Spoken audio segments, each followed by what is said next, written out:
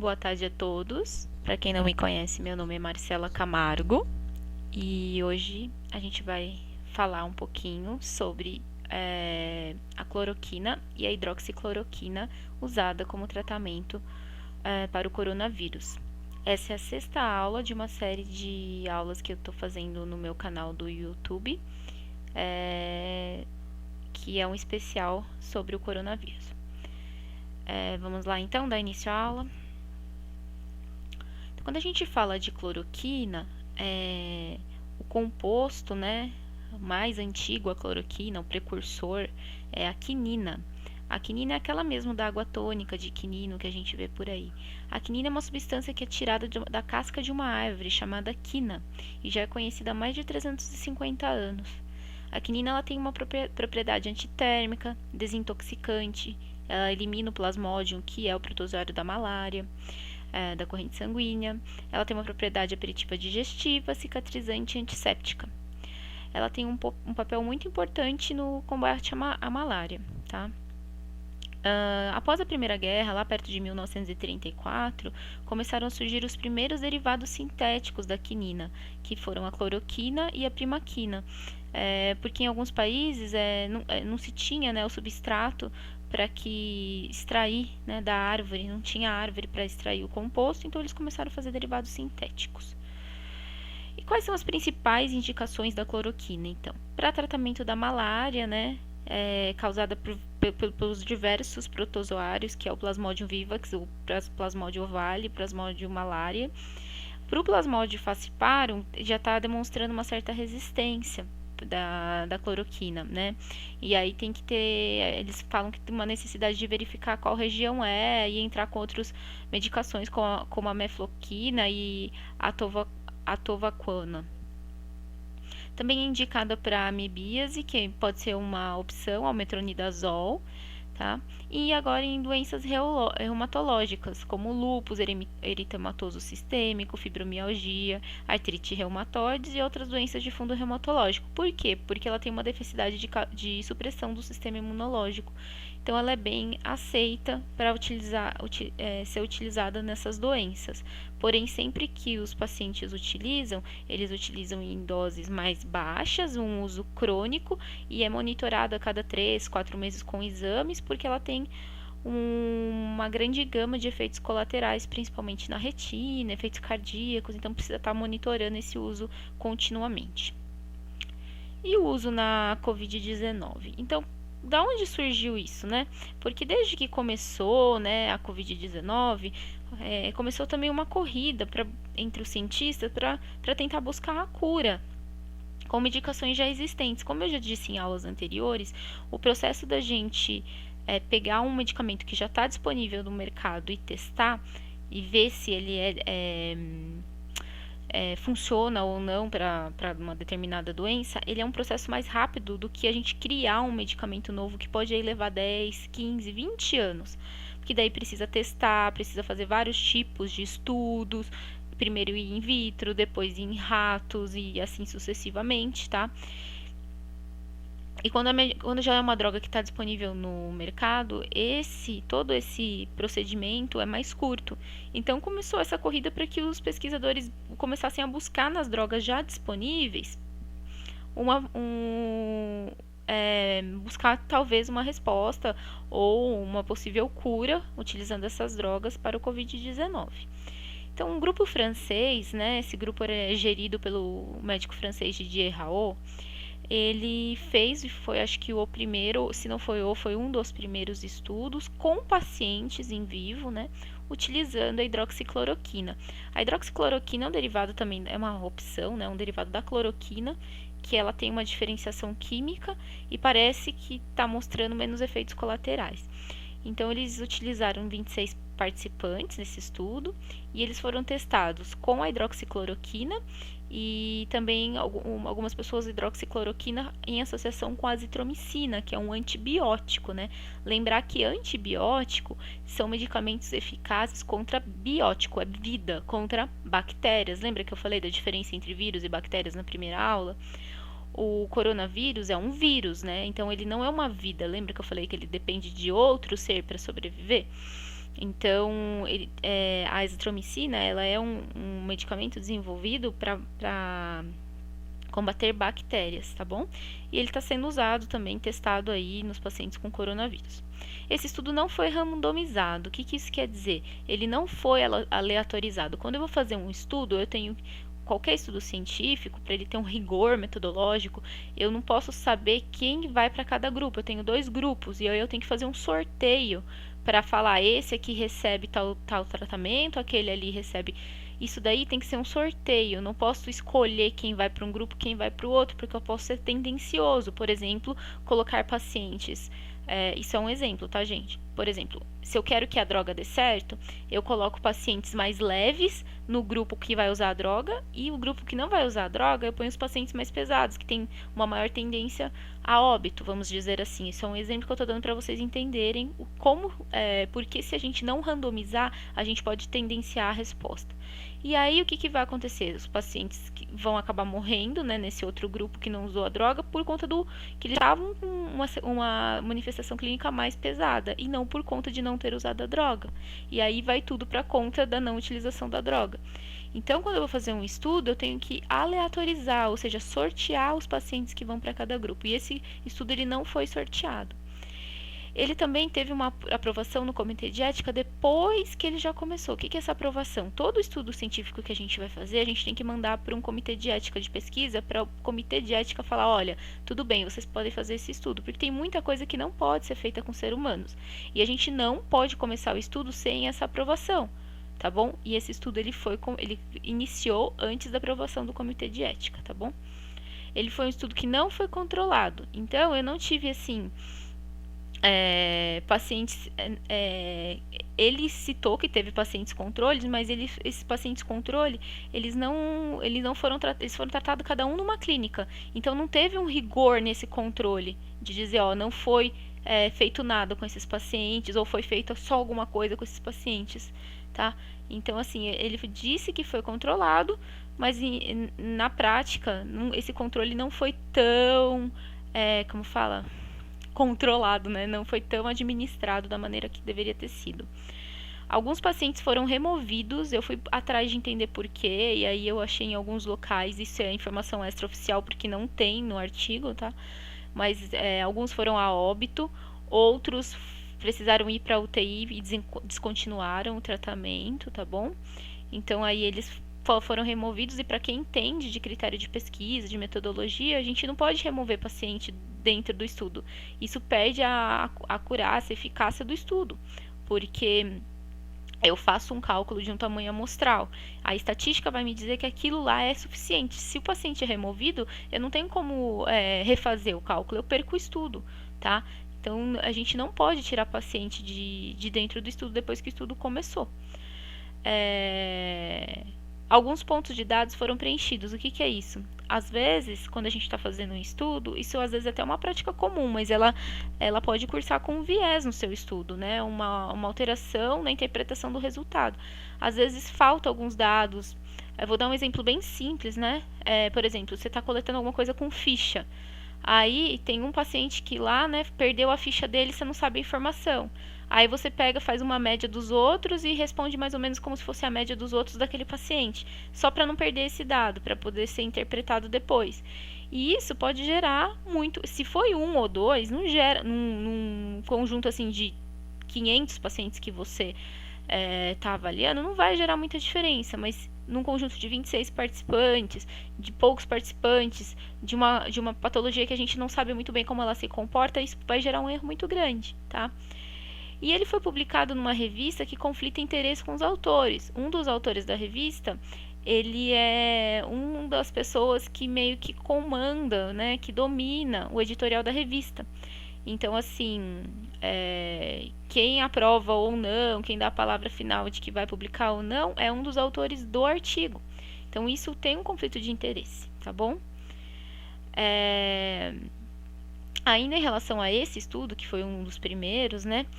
que aconteceu? A conclusão deles foi que, apesar do seu pequeno tamanho amostral desse estudo, a pesquisa mostrou que o tratamento com hidroxicloroquina está significativamente associado à redução ou desaparecimento da carga viral em pacientes com Covid-19, e o seu efeito é reforçado pela azitromicina. Então, se a gente deixar tudo de lado, os erros metodológicos que a gente apontou, que eu apontei para vocês no slide anterior, eles acharam esse resultado. Porém, será que se não tivesse nenhum desses erros, o resultado seria o mesmo? Não tem como a gente saber. Então, esse estudo ele é um estudo que ele não é replicável, porque ele apresenta muitas falhas, tá bom? Então, assim, apesar de ele ter chegado a uma conclusão positiva sobre o uso da hidroxicloroquina e azitromicina, a gente não tem como replicar e dizer que foi seguro, porque ele tem muitas falhas metodológicas. Um outro estudo que foi feito também já há muito tempo, não é muito tempo porque o próprio Covid é há pouco tempo, né? Mas há um pouquinho mais de tempo atrás, foi de um grupo chinês. Esse estudo ele envolveu 31 participantes, todos tratados com hidroxicloroquina. Eles recebiam, além da hidroxicloroquina, antivirais, antibacterianos, imunoglobulinas, corticoides e oxigenoterapia, sem discriminar as doses. Então, não falaram se todos usavam os mesmos antibacterianos, os mesmos antivirais, as mesmas imunoglobulinas, quantas vezes era dado por dia esses outros medicamentos, se era igual para todo mundo, se era diferente, qual era o critério, não está descrito qual era o critério.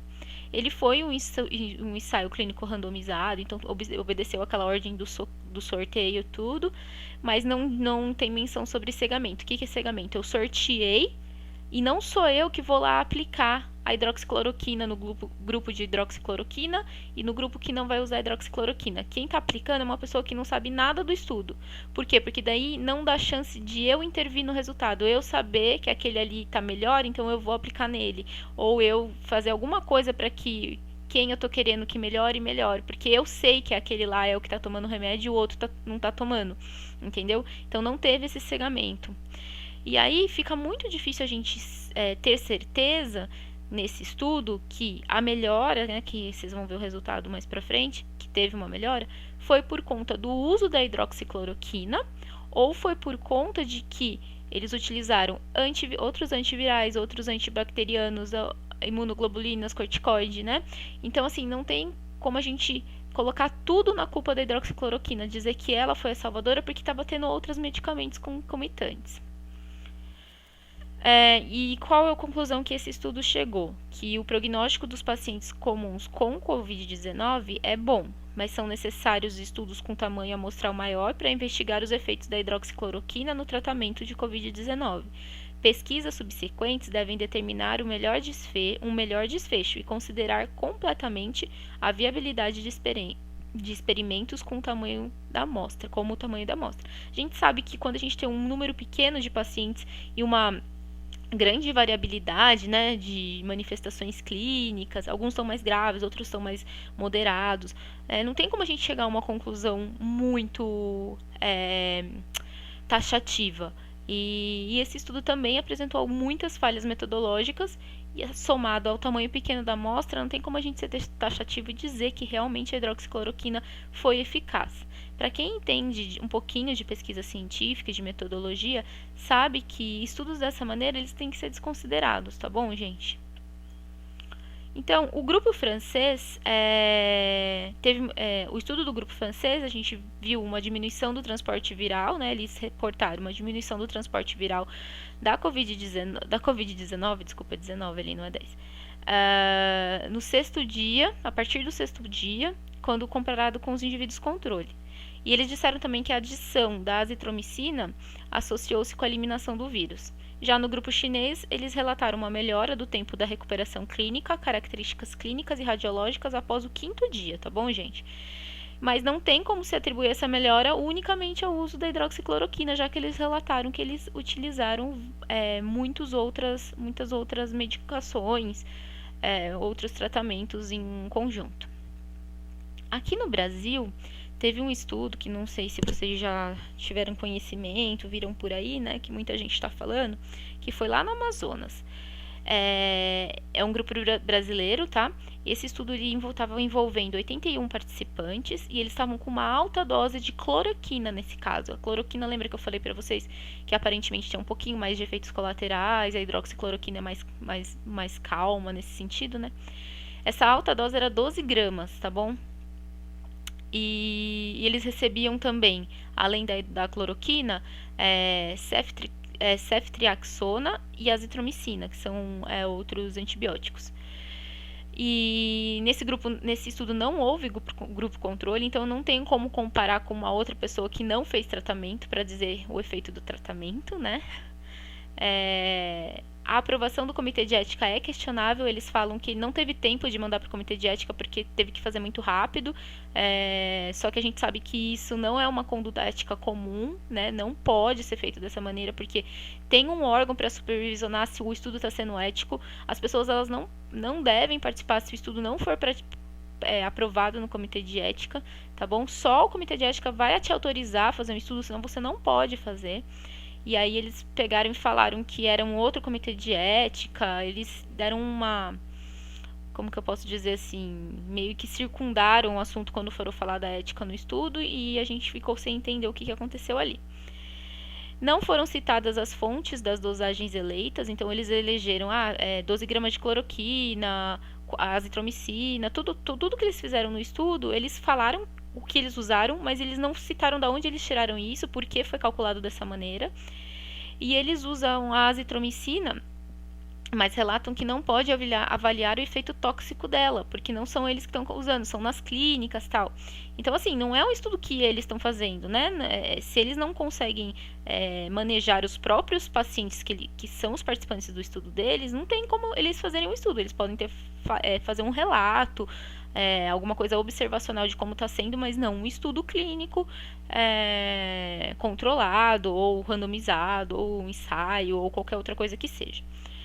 E eles relatam que há relatos que dosagens acima de 10 gramas podem ser tóxicas, principalmente os chineses relatam isso. Eles falam no estudo e eles usam 12 gramas. Então eles já meio que sabiam que acima de 10 gramas por relatos anteriores poderia ser tóxico, e mesmo assim eles utilizaram 12 gramas. E esse estudo precisou ser interrompido, gente, porque morreram 11 pacientes.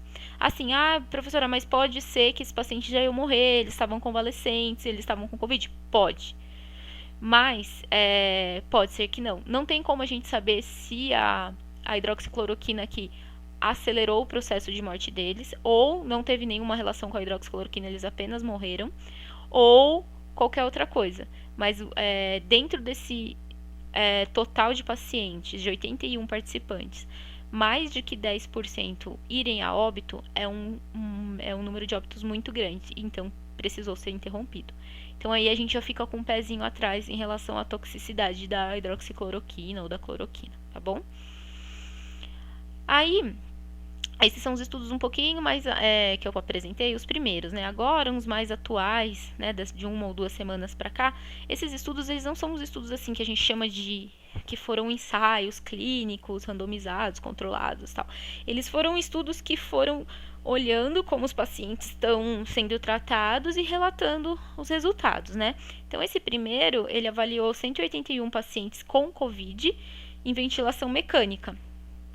Ventilação mecânica é quando precisa entubar, colocar o tubo, né, ou pela boca ou por um furinho na traqueia, na garganta, e aí a máquina respira por você porque o seu pulmão não tem mais condição de fazer isso, tá bom?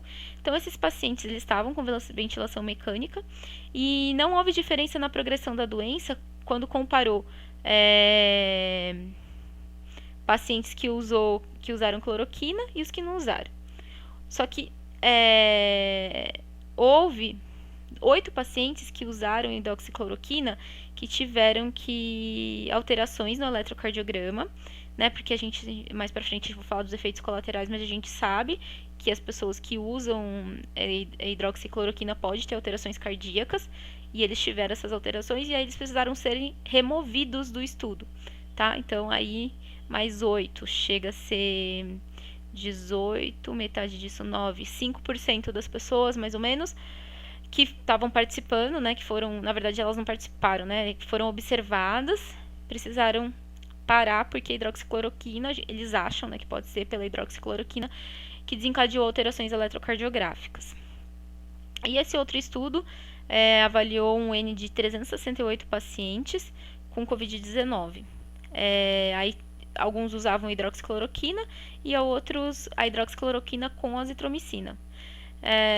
Eles viram que não houve benefícios da hidroxicloroquina associada à azitromicina para a progressão da Covid e para a necessidade de ventilação e UTI, de ventilação mecânica e UTI.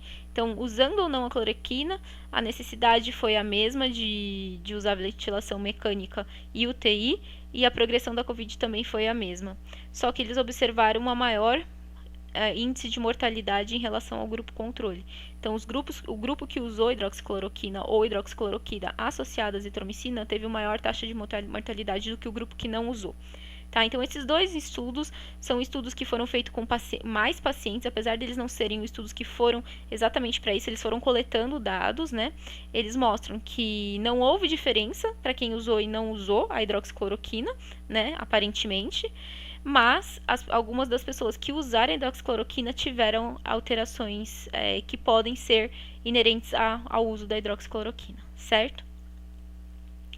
E os estudos in vitro? Estudos in vitro é aquele que não é feito no ser humano, em si na célula, no material que é tirado do ser humano, né, para ver como que se comporta o micro-organismo que está ali no sangue ou em outro tecido.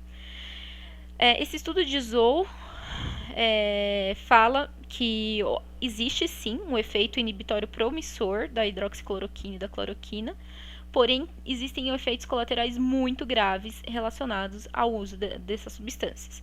E o outro estudo de Liu fala que a hidroxicloroquina tem uma atividade antiviral direta e é um agente anti-inflamatório, certo? Então, ela diminui a produção das citocinas. Lembra lá das aulas, da outra aula que eu falei, das citocinas, que elas são uma substância que é produzida pelo nosso corpo quando a gente está com inflamação, e aí o nosso corpo fica muito, quando a gente está com Covid, começa a ter muita citocina, e isso pode causar uma certa intoxicação, é bem tóxico. E aí o que acontece? A cloroquina, ela pode, né, in vitro, reverter isso, melhorar um pouco essa questão da produção, diminuir e tal. Mas o efeito prolongado, o uso prolongado e overdoses, ou seja, doses acima do que se pode prescrever, pode levar ao envenenamento, gente. As doses utilizadas que têm sido utilizadas para a Covid são doses altas, muito próximas das doses que podem levar a overdose ou até mesmo letalidade, tá? Então, assim, é um custo-benefício que tem que ser avaliado, enfim. E quais são, então, os efeitos colaterais da hidroxicloroquina ou mesmo da cloroquina? Elas podem levar às disfunções renais, hepáticas, porque o metabolismo, né, o processamento delas dentro do corpo depende das vias renais e hepáticas. Ela é excretada pelos rins e essa excreção é lenta, tá bom? Ela pode se ligar à placenta e ao leite materno. Então, você pode, né, as mães podem passar isso para os filhos. A gente não sabe como isso pode se comportar dentro do corpo de uma criança que está em desenvolvimento, né? O sistema nervoso central ainda está em maturação, então não se sabe como isso pode estar acontecendo. Ela leva de 1 a 2 meses para ser eliminada do corpo e pode ter um efeito cumulativo, como eu disse. Então, se eu tomo hoje, amanhã ela vai acumulando, demora, o processamento é lento, e até mesmo para colocar ela no corpo tem que ser de forma lenta. O envenenamento agudo é perigoso, pode acontecer e pode levar à morte em poucas horas para quem não tem experiência com o uso da hidroxicloroquina. Pode levar a hipoventilação, vasodilatação, arritmias cardíacas e parada cardíaca irreversível, além da convulsão e de coma. Além disso, ela pode causar fotossensibilidade, que é sensibilidade à luz, tá, gente? Edema da retina lá no olho, degeneração muscular, o músculo vai se degenerando, depressão do nódo sinoatrial. O nódo sinoatrial é uma estrutura que tem no coração que dita o ritmo de batimento cardíaco. E aí ela pode diminuir, dar uma alterada nessa estrutura. Insuficiência cardíaca, o músculo fica insuficiente, o músculo do coração, tá? E outras alterações aqui, não quis pôr todas porque são muitas. A cloroquina é contraindicada para quem tem insuficiência renal, epilepsia, miastenia grave, doenças do sangue, doenças neurológicas, psoríase e também tem outras, tá? Não deve ser administrado com anticonvulsivantes, com antiácidos à base de magnésio, então aquelas bebidinhas que a gente toma para o estômago, que são brancas, sabe, que é a base de magnésio, não pode. Procainamida, HCT muita gente usa, que é a hidroclorotiazida, que é um medicamento para quem tem alteração de pressão, problema de coração. Eritromicina, que é lá do sangue, fluconazol, que é um antifúngico, streptomicina, antibiótico, amitriptilina e outros tricíclicos, o antidepressivos, citalopram, antipsicóticos, inibidores da MAO, domperidona, remédio de estômago, ondansetron, remédio de estômago de náusea, é o Vonal, a heparina, apomorfina, tiroxina e outros. Tem uma lista de remédios que não podem ser. E aqui, inclusive, alguns estudos colocam que não podem ser administrados junto com a azitromicina também. Não tem um consenso na literatura de que é seguro, tá bom? Está sendo feito, mas não tem uma segurança. De uma forma geral, então, gente, em resumo, apesar da atividade antiviral em vivo da cloroquina ou da hidroxicloroquina, nenhuma infecção viral aguda foi tratada com sucesso ainda com esses medicamentos em humanos. Nenhuma infecção viral, não é o Covid, nenhuma. Malária é protozoário, não é vírus, tá bom? Nenhum vírus, ela tem uma atividade antiviral, mas assim, é contestável essa atividade antiviral da cloroquina. Para nenhum tipo de vírus ela foi eficiente até agora, tá bom, gente? A cloroquina e a hidroxicloroquina não mostrou nenhum efeito anti-SARS-CoV, ou seja, para um efeito que seja para eliminar o coronavírus no modelo in vivo, dentro do corpo da pessoa. Tem algumas pesquisas in vitro lá fora, lá na célula, que mostram algumas coisas que podem ser sim, mas em vivo ainda não tem nenhum modelo, tá? Nenhum estudo que mostrou essa capacidade de reverter a infecção por coronavírus. A patogênese, ou seja, como a doença se desenvolve do Covid-19 ainda é desconhecida. A gente sabe que tem um vírus, que ele vai para a corrente sanguínea, acaba tendo uma predileção pela parte respiratória, mas assim, como isso acontece certinho, pedacinho por pedacinho, ainda não é totalmente esclarecido na literatura, é bem desconhecido. Então, o efeito imune, ou seja, o efeito protetor, né, da imunidade provocado pela cloroquina, ainda é imprevisível. A gente não sabe como que acontece a doença, como a gente vai saber como que esse efeito imune pode suceder na doença se a gente não sabe como a doença tá ocorrendo dentro da pessoa, né? Então muita gente fala assim, a gente tem que avaliar o custo-benefício para saber se usa hidroxicloroquina ou cloroquina ou não. Mas será, gente? Porque pensa, o custo é muito claro. Olha a quantidade de efeitos colaterais que a gente falou que ela tem. Olha os estudos que tiveram que se parar, ou até mesmo alguns que tiveram que tirar participantes deles porque os pacientes estavam evoluindo com arritmias cardíacas, com alterações de traçado eletromiográfico, com insuficiência cardíaca, até alguns foram a óbito. Então a gente sabe que é um custo alto. E o benefício? Lá na célula, alguns estudos in vitro mostram que pode ter alguma coisa, mas em vivo, nas pessoas, não tem nada que comprove. Então, será que vale a pena a gente dar cloroquina e, por exemplo, a pessoa já tá na UTI, tá mal, né? E às vezes a gente viu aí que em muitos casos as pessoas conseguiram se recuperar. E aí o médico opta por usar a cloroquina lá na UTI e aí o paciente evolui para óbito. A gente nunca vai saber se ele iria a óbito mesmo sem a cloroquina ou não. Então a cloroquina não é segura. Não existe nenhum estudo que fale que ela é segura. Isso até hoje, tá bom, gente? Dia 28 de abril de 2020, uma terça-feira que eu fiz essa aula. Pode ser que amanhã eles mudem tudo isso e a cloroquina seja a bênção de Deus na nossa vida? Pode. Pode ser que isso aconteça? Pode. E assim, tomara que isso aconteça, que seja cloroquina, que seja qualquer outro metronidazol, qualquer outro remédio que está sendo investigado, que a cura chegue. Aqui eu tomei muito cuidado nessa aula para não ter interferência política nessa questão, porque a gente sabe que a questão da cloroquina ela é muito delicada em relação às interferências políticas que elas têm tido e a indústria farmacêutica. Então eu tomei muito cuidado para que isso não interferisse a minha aula. Eu tenho meu posicionamento político, é lógico, mas a gente tem que ver o que a ciência aponta, tá bom? E a ciência aponta para o que eu falei. A gente tem que, às vezes, deixar um pouquinho a nossa consciência política de lado, só para tentar olhar um pouco para a ciência e ter um raciocínio lógico e coerente, tá bom?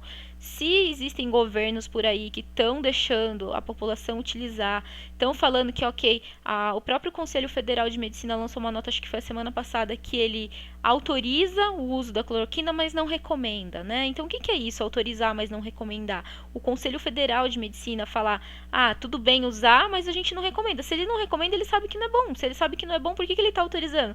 Então, assim, faz a gente pensar em um monte de coisa que foge da esfera da saúde, né? Então, assim, eu não vou discutir política aqui, eu quero que vocês olhem para o lado científico da coisa. A gente tem que caminhar para um objetivo comum, que é achar a cura para essa doença o quanto antes, e parece que não é pelo caminho da cloroquina. Mas se for para ser, que seja, tá? Não aponta para que seja, mas se for para ser, que seja. Não tem problema nenhum, né? Apesar de não apontar, se eles descobrirem que é a cloroquina, ok. Mas não é isso que os estudos têm apontado. Tá bom, gente? Fiquem com Deus, um abraço, boa quarentena e até a próxima aula.